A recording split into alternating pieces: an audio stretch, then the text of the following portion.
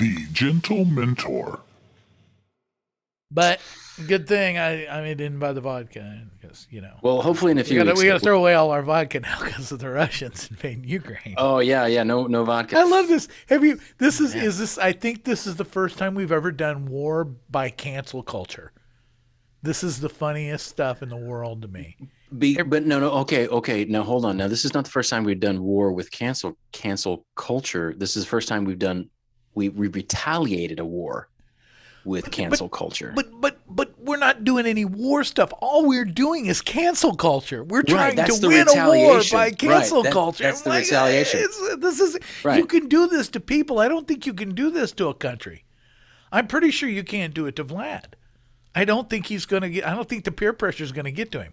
I don't think Right. he's wired that way. But Right. And I was looking at, somebody had posted something about all the companies that had pulled out of Russia and pulled their services away from Russia, Instagram and Disney and Netflix and Mercedes and Honda, Toyota, whatever. got a big push going on Twitter the other day trying to get Elon to shut off service to all the Tesla motor cars in Russia. And all you're just hurting the people, and the people are the ones that don't want the war anyway. I don't think that Putin is watching his Netflix and going like, damn it, my Netflix, they cut it off. I know. I don't think I can't buy a new Toyota CRV. What's happening? You realize like who you're dealing with. This is not gonna Right. Well, we're taking away your blue check mark. Yeah. Yeah, that'll kill him. He won't be able to sleep right. tonight. No, really. No kidding. Jeez. That's not the cancel culture and the cancel services in your country. That's just not, it's the people in Russia aren't the problem. It's this one guy. It's never the people. And that's what everybody's wanting to side up and we're gonna support. I mean, look. No. Yeah. You don't know who is who. Yeah. Had the last 2 years taught us nothing, that they can put on a show for us and make us stampede to do whatever they want. For sure. Nobody learned anything from that. Yeah, for sure. Hey, and now you want to do some good? You want to do some good Netflix? Here's what you do. You keep your subscriptions in Russia, and then you take that money and you give it to refugees in the country. When I just lost my mind. Keep your subscriptions in Russia and use it as a platform for pro-Ukrainian propaganda. There you go. There's lots of productive things you can do that would make sense and might make a difference. This makes no sense. It's just good for PR. That's the only purpose it serves. Let those people in Russia who are protesting against what Putin is doing pay for the refugee effort and feeding effort for getting those Ugandans, or not Ugandans. And since you brought up the Ugandans, I don't know if you caught the State of the Union. Apparently, the Iranians are involved too. Oh, really? I'm pulling a Joe. Apparently, and I can't think of it. All I want to say is Uzbekistan, and he's not only gone after Ukraine. He's after the Ukrainians. He's after the Iranians too. Iranians, yes. I heard that slip up the other night. We were sitting. That was a beautiful moment. Like, this is our guy. Yep, this is it. Oh man, all that rehearsal and all that vocal training and brainwashing, it still didn't work. He still got that Iranian. And when I heard that, I looked over at Deborah. I was like, really? That's totally new. I didn't know they were getting in on this, but it makes sense since we're doing like, playing the hits from the past. Oh, the Russians are bad. The Iranians are bad. Right. Bring the Germans in. So what would this scenario look like today if Trump were still president? Well, it wouldn't be this scenario today. It would have never happened. What would it look like? Why would it never happen? What would happen when? So is Putin just doing this because he can get away with it with Joe? Oh yeah. And I don't. Well, here, let me back up. Because currently, all that I know is we've got B-52s just circling in Poland, and that's it. It's like, well, that's wonderful, and we took their Netflix subscriptions away. That'll teach him. That should stop him. Yeah, right. So, my opinion for the general public is and my opinion for the rest of everybody else who knows who I really am is that I'm not convinced there's any war going on at all.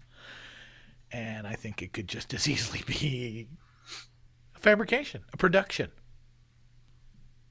Really? Yeah. Do you think that social media kind of gives us the wherewithal to say, okay, there's some really bad stuff happening? Because I mean, these are social media accounts from people who are little people, small. They don't have a blue check mark, and they're not concerned about it, but they're filming and showing these things that are actually happening in their neighborhoods and whatnot in Ukraine. It was kind of like the coronavirus. I don't think nothing is happening.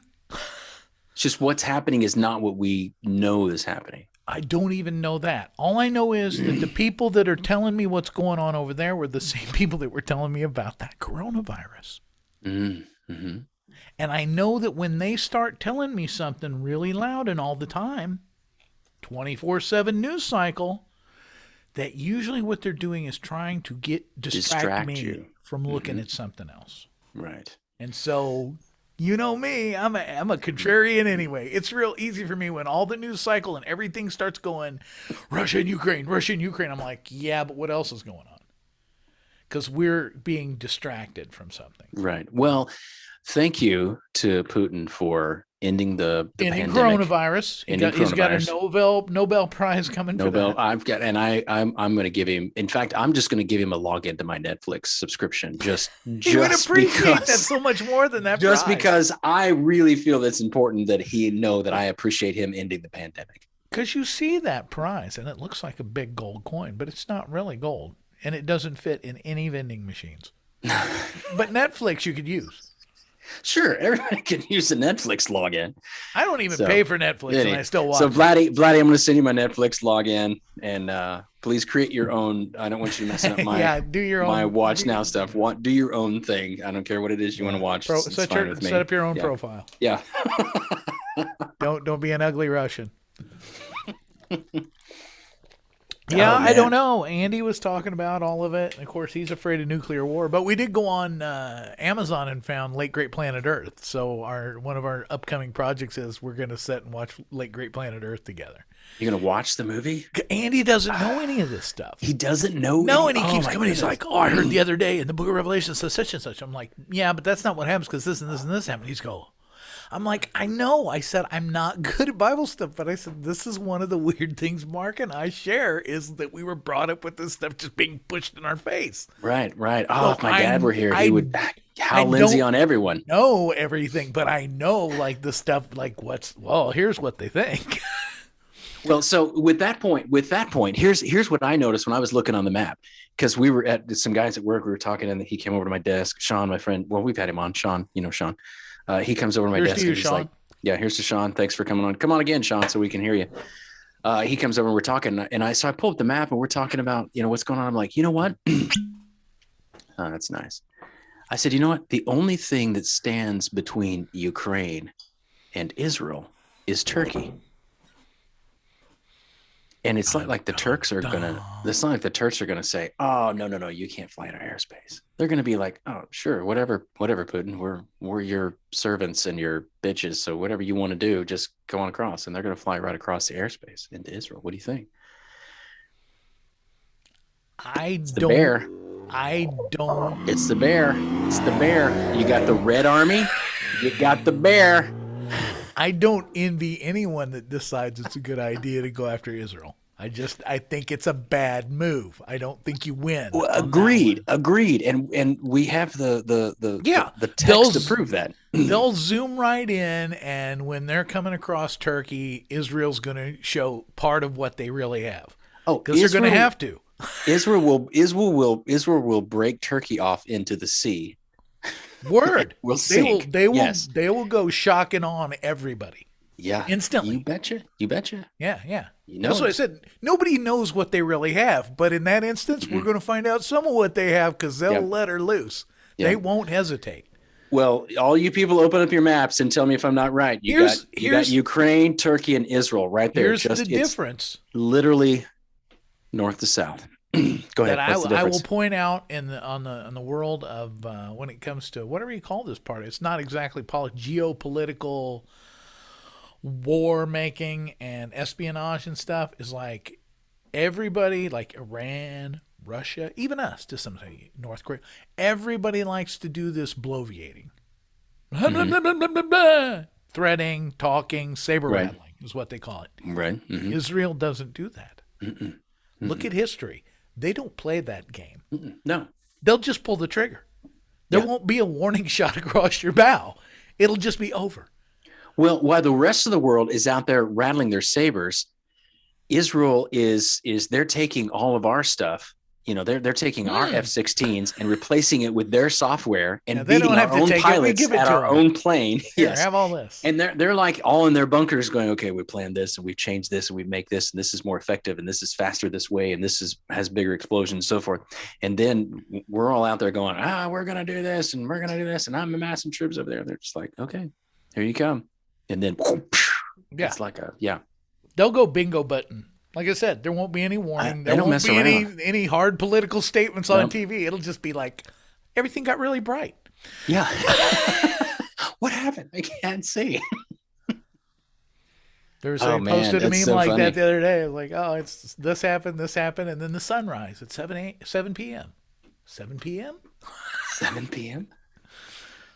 Oh man, yeah, it's gonna be interesting to watch. World War III, nuclear war. I'm like, again, you're gonna have to forgive me. I got all feared out on this in my youth. I got no more fear left for this. Yeah. This is a joke to me. Yeah, I'm like, if it comes, if they start lighting them up, I'm going outside to watch. yeah, like we do in Oklahoma when a tornado comes. Yeah. Wow. Cool. But you don't have a fallout shelter. You don't have anything stocked up. You don't have nuclear weapons. I'm like, hey, I'm not planning on making it past the initial blast. That's the exit sign to me. That's hot. Donut's hot now.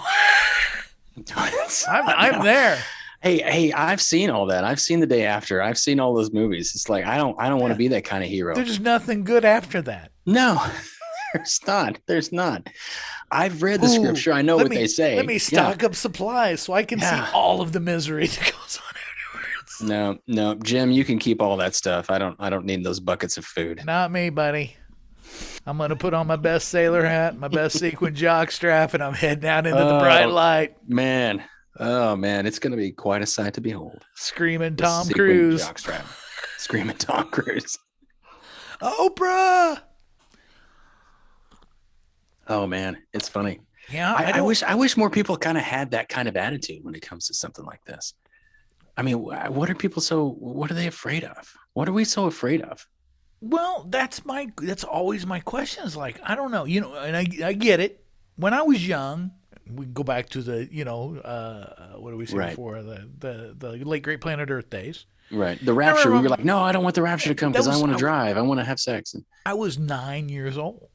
Yeah. And they took us all of our church to go see that movie. I remember conversations for days after that with my mom. I don't think you'll graduate high school before Jesus returns. Yeah. And I it was hearing like, that too. Well, your dad was, I'm not Same leaving way. until Jesus Same comes way. back. I'm like, hey, man, come on. That's a lot of pressure. I know. That's a lot of pressure. Back then, I was really scared. There was, like you said, a lot of sex I was still planning to have that I hadn't had yet. Right, a lot of fun experiences in life I still wanted to have.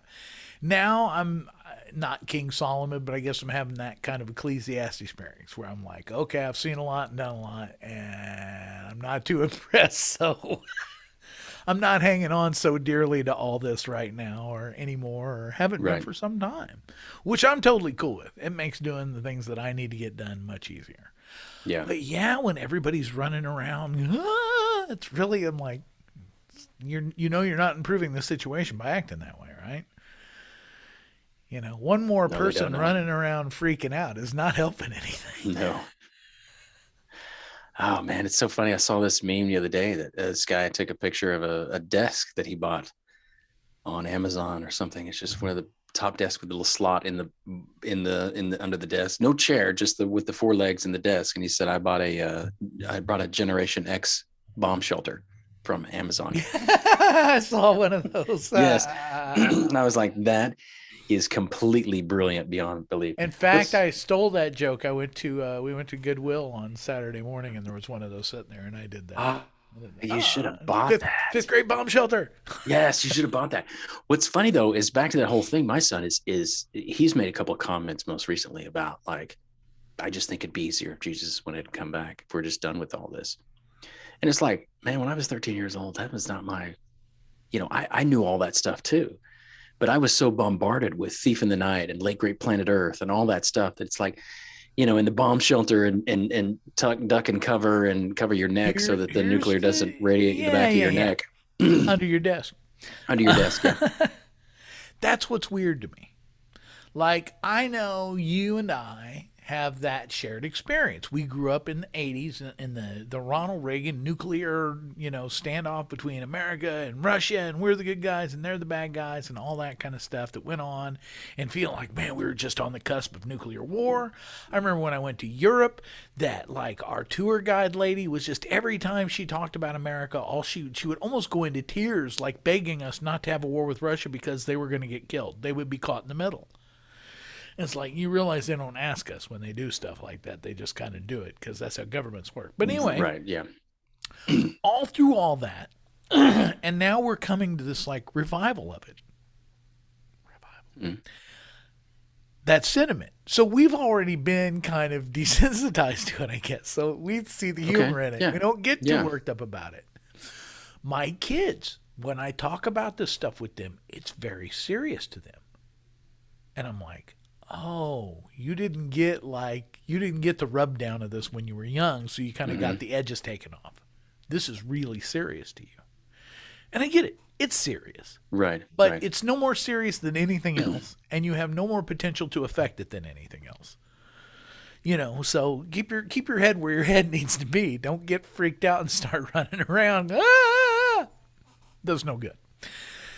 So, but I have noticed that thing in my kids. Like when we get to, we'll get to bitching about politics or something. I mean, we don't follow a lot of it. We'll see something and I'll start, look at the kids, and like the look on their faces, I'm like, you're not used to this. You grew up in happy times, in happy households where everything was good and everything was going mostly good. Things have only turned bad recently. We were born into the fallout of the Nixon administration in Vietnam, into Jerry Ford's recession and oil embargoes, and Jimmy Carter's goofoffery in Iran. That's all we had the whole time we grew up. It was one, news bulletin. Back when news bulletin meant something. Right. This is a special news report. Bulletin came on in our day. It gave you chills. You were like, oh. Yeah. Now it doesn't mean any breaking news. No, it's not. Breaking wind. That's interesting. So we got kind of desensitized to it, and they haven't been through it. They were born at the end of the Clinton, going into the Bush, through the Bush years, into the Obama years, and everything was relatively peaceful. It was only during this Trump thing that things started getting sideways-ier and sideways-ier, and now we're in, 180 facing downward going... Anybody going to grab the handbrake? It's those daggum tweets. That's what it is. Them twetters. Yeah. That's a good point. That's a perspective that I have not thought about here recently, is that you're right. We grew up in the day and the time where that was happening consistently. I mean, every week was something new, and it was just, and then hearing my parents talk about it, saying, well, this is just the beginning of the end times. This is all prophesied. This is what's happening. And so it caused me to grow up with that's just kind of a normal thing. That's what's happening, because ever since I can remember hearing words in my ears as a child, all I heard was, we're living in the last days. So any of that stuff just kind of, you're right, it has absolutely desensitized me. And then not taking into account that my kids have grown up, your kids have grown up, our kids have grown up in that time of, it was just us. It was, the rest of the world was quiet. And then we had peace and plenty. Right. But then we had Desert Storm. We kicked off, like, Isabel was a little baby during like 9/11. And that's when things just started. We still had, like I said, 16 years. You had 8 years of Bush, where everything was after 9/11 was a great thing that they could tell us that they were, but really nothing else happened. Right. And then we had Obama. There's another 8 years where nothing happened. Everything was cool. Sure. Yeah, not much going on. There was some unrest nationally, but there wasn't a lot Well, we still had the thing going on in the Middle East and Afghanistan and whatnot. And Obama Afghanistan forever. Well, yeah. but they took the whole, what's his name, down, the guy, what's his name, the guy, the big guy was in charge of the 9/11 bombings. Osama bin Laden. Yeah, so they took that down, and that was, but that, again, that was something that was like not affecting us. That was way over there. And it was a covert operation. And one morning you wake up and the news says, hey, we killed Osama bin Laden. Awesome. That was great. I'm glad I got a lot done while I was asleep. Yeah. Go America. Yeah, so you're right. That was a lot of that. So the oil crisis and inflation and all that stuff we dealt with in our neighborhoods, the long car lines to gas, which happens at Sam's here every day, even though gas is $900 a gallon. Finally get to be my dad. I mean, not just theoretically, but in actual practice here. Oh, what happened there? I have lived. You have lived. We have lived. Thank you. Here, let me conjugate this. Thank you, Goose. Through 1, 2, 3, 4 times now that I can remember in my life that we've been through a similar situation just with gas prices. Yeah. Where gas prices went up, there were shortages, there were lines. Oh no, the gas is going up. Last time we were in South Dakota. That was the year we went to South Dakota. It was 2008. We paid $3 and we drove 20 miles out of our way to buy gas for $3.65 because it was the cheapest gas we could find. Now gas prices are higher right now. Yeah. But it ain't like I haven't seen this game. Oh yeah. And like I said, when we were born, there was an oil shortage and embargo and gas shortages and gas lines in like 73, 74. Mm-hmm. I don't even remember that, but I was alive for it. The next one I remember was like late 70s, early 80s, the Jimmy Carter one. Early 80s, or yep. We had the 2008 one. Oil embargo, right? The Obama, Bush-Obama transitional dive bomb that the whole economy did, and the gas prices 2007, yeah. 2007, 2008, and then this one. Yeah. So what are we? 22, that was 8. So probably those happen once a decade. Everything rebounds. I mean, it rebounds. That's the thing. We saw during the Trump administration, we saw gas prices down $1.25, which is the lowest that I've seen since like before the 2007 boom when I was living in Colorado. When I was courting my wife. Yeah, so I mean, it now granted, it will never be like my dad. It's like I remember paying 25 cents for a gallon of gas. Now it's never going to be that again. No, they're not giving up all that gain. That's the gain. It runs way up, and then when they bring it back down, it seems like you're saving something. There's a permanent they always gain keep this there. much. Yeah, there's a permanent gain right there. Yeah. So, and we'll see that. We'll see gas prices back down to $1.78, $1.89.